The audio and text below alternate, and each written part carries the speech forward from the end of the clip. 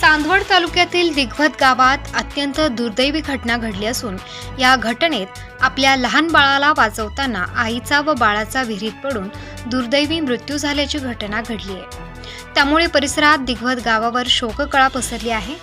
याबाबत सविस्तर माहिती अशी की चांदवड तालुक्यातील दिघवत गावातील प्रगतशील शेतकरी दौलत भिका गांगुर्डे हे आपल्या पत्नी कैलासवासी पूजा दौलत गांगुर्डे व मुलगा शिवांश यांच्यासह शेतामध्ये राहतात व आपला उदरनिर्वाह करतात।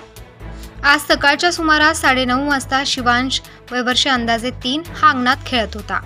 गांगुर्डे यांच्या घरासमोरच एक विहीर खोदलेली आहे। त्या विहिरीला कुठल्याही प्रकारचा कठडा नव्हता।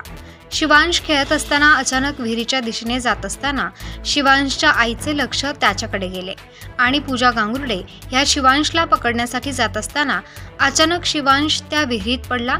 आपले बाळ विहिरीत पडल्याचे पाहून पूजा गांगुर्डे यांनी देखील त्याला वाचवण्याचा प्रयत्न केला, परंतु त्यामध्ये त्यांना यश प्राप्त झाले नाही आणि अचानक त्या देखील विहिरीत पडल्यामुळे दोघांचा या घटनेत मृत्यू झाल्याची प्राथमिक माहिती मिळते आहे। या दुर्दैवी घटनेत शिवांश व त्याची आई पूजा दौलत गांगुर्डे मृत्यू झाल्यामुळे संपूर्ण परिसरामध्ये हळहळ व्यक्त केली जात आहे। आपल्या लहानग्या बाळाला वाचवताना झालेला आईचा मृत्यू हा देखील सगळ्यांच्या मनाला चटका लावून गेला।